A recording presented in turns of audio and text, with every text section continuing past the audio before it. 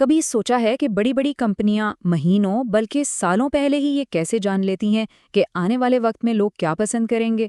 یہ کوئی جادو نہیں ہے، بلکہ اس کے پیچھے ایک پوری سائنس ہے، ایک خاص فیلڈ ہے جس پر آج ہم بات کرنے والے ہیں۔ تو آج ہم کیا کیا دیکھنے والے ہیں؟ سب سے پہلے دیکھیں گے کہ آنے والے کل کا چیلنج ہے کیا، پھر بات ہوگی ٹرینڈ فورکاسٹنگ کی، اس کے پیچھے کی سائنس اور آرٹ کو سمجھیں گے، یہ بھی جانیں گے کہ یہ اتنا اہم کیوں ہے، اور آخر میں کہ کون لوگ ہیں جو اس مستقبل کی معلومات کو استعمال کرتے ہیں۔ تو چلیں شروع کرتے ہیں پہلے حصے سے، یعنی کل کا چیلنج۔ دیکھیں مارکیٹ کتنی تیزی سے بدل رہی ہے نا، ایسے میں کسی بھی بزنس کے لیے یہ جاننا کہ کل کا گاہک کیا چاہے گا، یہ ایک بہت ہی بڑا چیلنج ہے۔ یہ جو غیر یقینی صورتحال ہے، یہی کاروبار کے لیے سب سے بڑا خطرہ بن جاتی ہے۔ مطلب کیسے اندازہ لگائیں کہ مستقبل میں لوگ کیا سوچیں گے، ان کا کلچر کیسے بدلے گا؟ تو اس مسئلے کا حل کیا ہے؟ یہیں پر آتی ہے ٹرینڈ فورکاسٹنگ۔ چلیں اپنے دوسرے حصے کی طرف بڑھتے ہیں۔ یہ ایک پروفیشنل فیلڈ ہے جو خاص طور پر اسی غیر یقینی صورتحال سے نمٹنے کے لیے ہی بنی ہے۔ اچھا، تو یہ ٹرینڈ فورکاسٹنگ کوئی تکے بازی نہیں ہے، یہ ایک باقاعدہ پروسیس ہے۔ اس میں پریڈکٹیو انالیٹکس یعنی ڈیٹا کی بنیاد پر مستقبل کا اندازہ لگانے والی ٹیکنالوجی اور ساتھ میں ماہرین کا تجزیہ، ان دونوں کو استعمال کیا جاتا ہے۔ مقصد کیا ہے؟ مقصد یہ ہے کہ آنے والے وقت میں لوگوں کا رویہ کیسا ہوگا، کلچر میں کیا تبدیلیاں آئیں گی، اسے سمجھا جائے، اور اسی سے برانڈز کو مارکیٹ میں دوسروں سے آگے رہنے میں مدد ملتی ہے۔ بلکہ اس فیلڈ کو تو دی گلوبل اتھارٹی آن چینج یعنی تبدیلی پر ایک عالمی اتھارٹی مانا جاتا ہے۔ اس سے آپ اس کی اہمیت کا اندازہ لگا سکتے ہیں۔ اور یہ کوئی چھوٹی موٹی چیز نہیں ہے۔ دنیا بھر میں سوچئے ذرا، 6,500 سے زیادہ برانڈز، چھوٹے بڑے سب، ان professional trend forecasting platforms پر بھروسہ کرتے ہیں، ان میں پیسہ لگاتے ہیں۔ تو آپ سمجھ سکتے ہیں کہ یہ کتنا بڑا اور اہم کام ہے۔ اچھا، تو اب سوال یہ ہے کہ یہ کام ہوتا کیسے ہے؟ چلیں تھوڑا گہرائی میں چلتے ہیں اور اس کے پیچھے کی سائنس اور آرٹ کو سمجھتے ہیں۔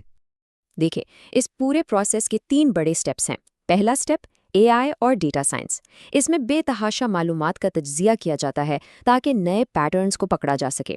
پھر آتا ہے دوسرا سٹیپ، یعنی ماہرین کی ذہانت۔ دنیا بھر کے ایکسپرٹس اس ڈیٹا کو دیکھتے ہیں اور اس میں اپنا تجربہ اور انسانی سمجھ بوجھ شامل کرتے ہیں۔ اور آخر میں تیسرا سٹیپ، ایکشن لینے کے قابل حکمت عملی، یعنی ان ساری معلومات کو ملا کر ایسی اسٹریٹجیز بنائی جاتی ہیں جن پر برانڈز عمل کر سکیں۔ تو یہ ٹیکنالوجی اور انسانی دماغ کا ایک زبردست امتزاج ہے۔ تو چلے اب بات کرتے ہیں اصل فائدے کی۔ اس کے ٹھوس نتائج کیا نکلتے ہیں؟ ہمارا چوتھا حصہ ہے وائی فورکاسٹنگ میٹرز، یعنی ان پیشین گوئیوں کے صحیح ہونے سے بزنس پر اصل میں کیا اثر پڑتا ہے۔ سب سے پہلی بات تو یہ کہ جب مستقبل کے ٹرینڈز کا پتہ ہو تو کمپنیاں بالکل صحیح وقت پر صحیح چیزیں بنا سکتی ہیں۔ اس سے ہوتا یہ ہے کہ ان کی چیزیں زیادہ بکتی ہیں، جسے سیل تھرو کہتے ہیں۔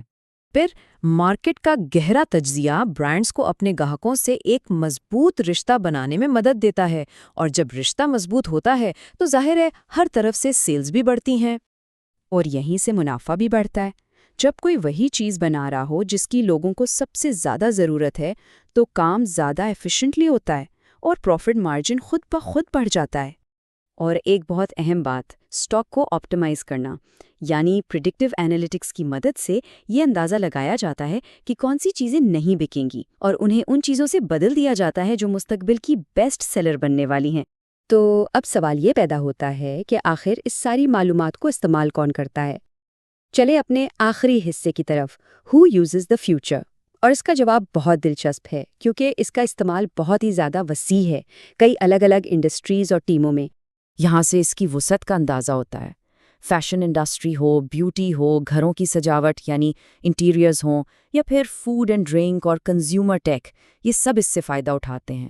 اور کمپنیوں کے اندر بھی ڈیزائنر سے لے کے مارکیٹنگ ٹیموں تک اور اسٹریٹجی بنانے والوں سے لے کر خریداروں تک، سب کے لیے یہ ایک بہت ہی اہم ٹول ہے۔ اور یہ سب کچھ اس ایک لائن میں سما جاتا ہے، کریٹ ٹمورو، یعنی آنے والے کل کو خود بنائیں۔ تو یہ صرف مستقبل بتانے کا نام نہیں ہے، بلکہ یہ مستقبل کو بنانے میں مدد دینے کا نام ہے۔ اور آخر میں ایک سوال سب کے لیے، وہ کون سا ایک ٹرینڈ ہوگا جو ہماری دنیا کی شکل بدل دے گا؟ کیونکہ یہ موضوع صرف بزنس کی دنیا کا نہیں ہے، یہ ہم سب کی زندگیوں سے جڑا ہوا ہے۔